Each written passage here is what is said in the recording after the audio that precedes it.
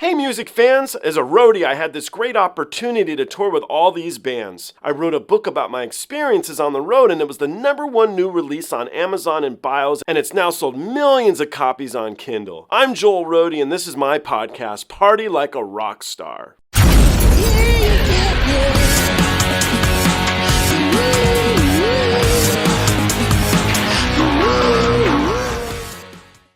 For those of you who don't want to see all the versions I did of this track, I thoroughly enjoyed them, by the way.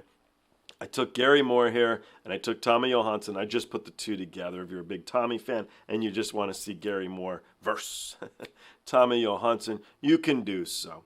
So what I've done here is I've selected his official music video for you, and I've put Tommy's official music video together, and you guys can see what you guys think. There are a number of live versions which I did of Gary Moore that are just so good. They're worth watching. Did a ton of Nightwish and a ton of other stuff too if you didn't watch any of those.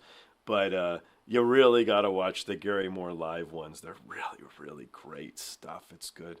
Anyhow, guys, thank you ever so much. I look forward to seeing you all on the next one. So we'll see, but this could start a whole new series. This is a track I am not familiar with, I don't think. It's Gary Moore. I've heard of Gary Moore. I know who he is. But I don't know this track, I don't think. It's Over the Hills and Far Away. Now here's the deal. I looked up Nightwish. I was just going to find a track I hadn't heard before, and I found this. And then I found out it was actually done by Gary Moore. And then I found out it had been covered by Tommy Johansson and other people that I like. So I was like, this might be really, really cool. At the very least, it's got to be a good track. Otherwise, all these people that I personally like wouldn't have covered it. Let's jump into Gary Moore's version first here. I believe this is the official music video. I think it's back in 1987. But let's give it a go and let's see how good it is. Fingers crossed. Let's do this.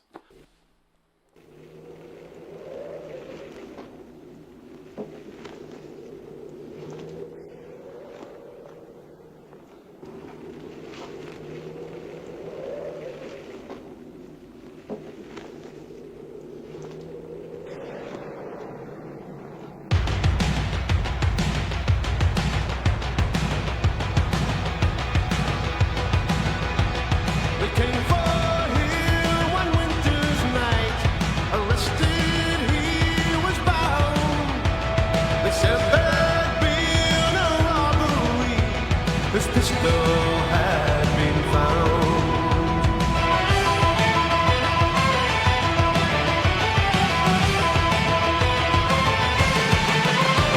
They marched him to the station house.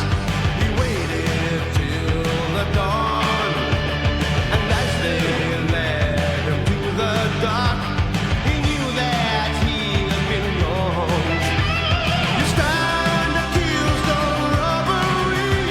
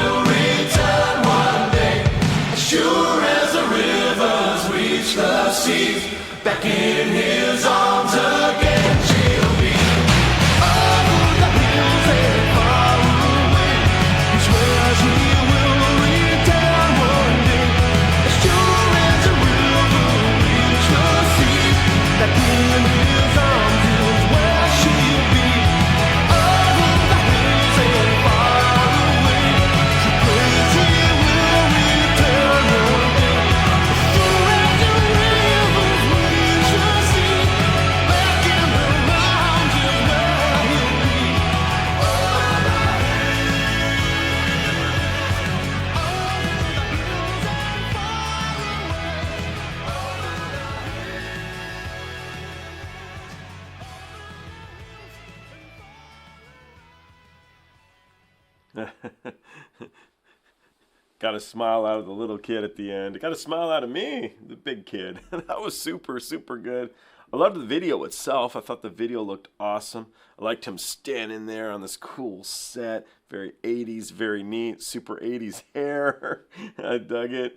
Lyrically, we got to listen to the lyrics a little more, but it was pretty tough guy stuff. You know, spent the night with his best friend's wife, and then he went to jail. This guy.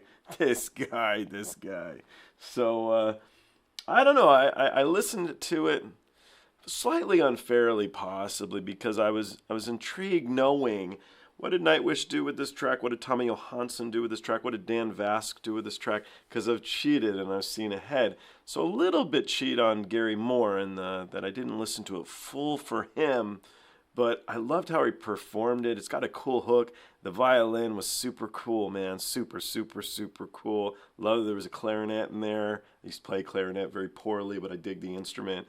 So I think this is neat. Now, I did find a live version of him doing this in 2010, so it's way ahead. We're going to jump into that next, and I'm going to give it a go before I jump into anybody else's. I want to understand Gary's original version as well as I can. And what I'm smiling about here is I'm super stoked about jumping into this song deep because I think this song's awesome. So let's do this, guys. Thank you so much. Look forward to seeing you all on the next one. Okay, I'm going to be honest with you guys. Not that I'd ever tell a lie to, well, most of you. Maybe I think it's actually the last line of my book. If you don't want to read my book, I think the last line is never trust a roadie.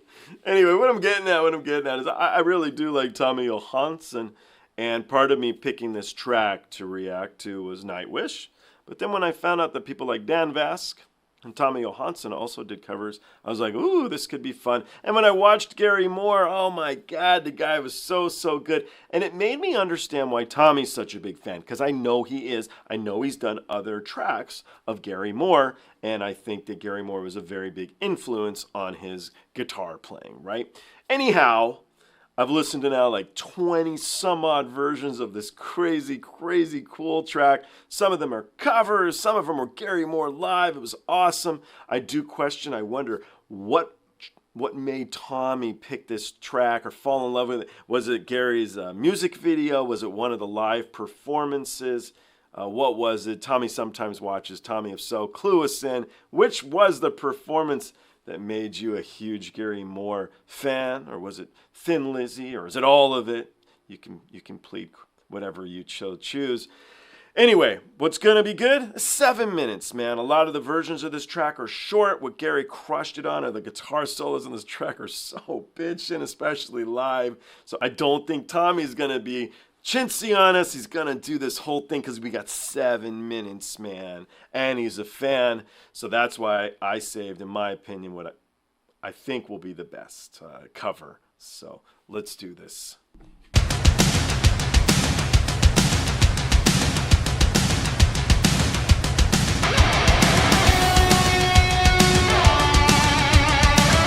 Before we really get into it, and he's already doing the solo, so I'm a dick, but dude, red guitar, Gary Moore guitar, very cool.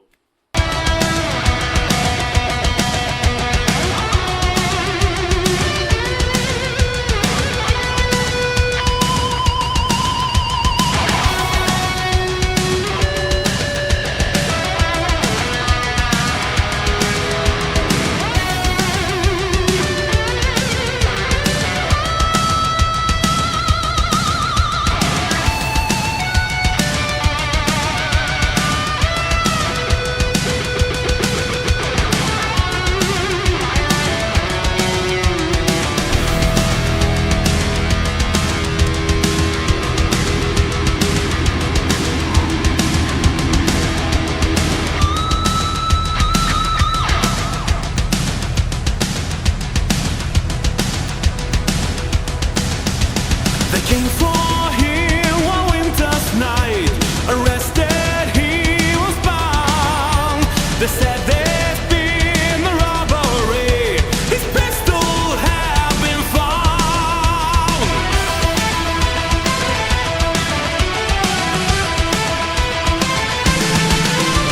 They marched him to the station house. He waited to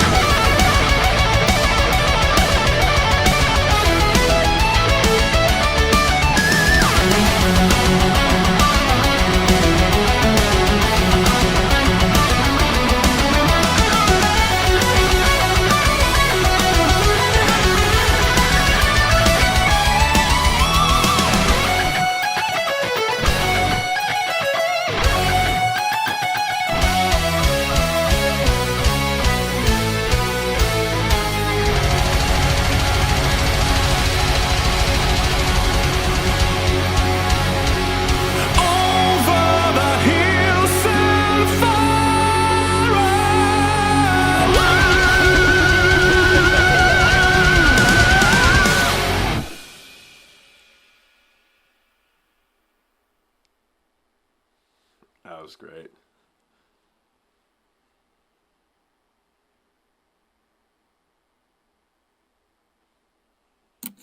Please subscribe to Tommy if you guys don't already do so.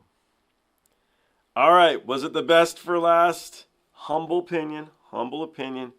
Yeah, I liked it, man. I like Tommy's version better than Nightwish. I love Marco's vocal in Nightwish. I really do. And the way Juka plays those drums is badass. I mean, badass. So those are my two favorite things about the Nightwish version. But here, dude, you got Tommy just destroying the guitar. Gary Moore was such an amazing guitar player on his stuff. I still think I prefer Gary more than anybody, but I mean, it's his track, it was his track, so it was cool. What I liked about Tommy here was, I love the red guitar, had to stop and say something, it's the full homage aspect. You can see he's this little giddy kid, just like loves Gary Moore and everything about Gary Moore. That's super neat. I love that Tommy did everything himself, put it all together. It just shows like a respect level. And at the end of the day, you're a music fan. That's why I do it. And this is a killer track. It's a killer track. And I think that's what was going on in Tommy's head. And but the guitar stuff, was so good. Tommy did such a good job on that guitar. It was just so killer. It was what I was hoping for. I was going to say expecting, but it's kind of aggressive. But it was what I was hoping for. And I got it. I really, really liked it. So... thank you, bro. It was worth like 20 versions of this track to get to Tommy performing it. I just loved all of that. That was such a fun run for me. Hopefully, if you guys watched them all, I don't know if all you guys will, but I'm sure most of you won't. It's a lot of this track. It's probably like 2 hours of Over the Hill and Far Away, but I really dug it. I enjoyed this whole experience. So, guys, thank you ever so much. Tommy, you're awesome. And if you watch this, Tommy, clue us in and tell us, for this particular track, what was the performance that made you want to cover? It was one of the live shows, if so, which one, or the music video, or maybe just the track, man. Maybe it was from a record. Maybe we'll find out. Maybe we'll never know.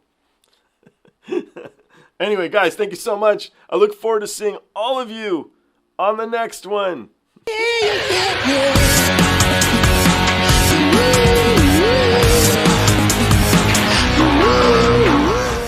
Hey, the podcast is over. What are you still doing here?